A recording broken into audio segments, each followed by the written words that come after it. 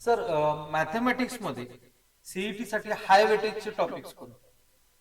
Mathematics सब्जेक्टमध्ये जर CET बद्दल बोलायचं झालं किंवा जेई असो, हाय वेटेजचे जे चॅप्टर्स बोलले जातात ते म्हणजे सर्वात पहिले ट्रिग्नॉमेट्री. त्याच्यानंतर दुसरा पार्ट येतो तो म्हणजे वेक्टर्स. तिसरा पार्ट आहे डेरिव्हेटिव्ह आणि चौथा पार्ट आहे इंटिग्रेशन.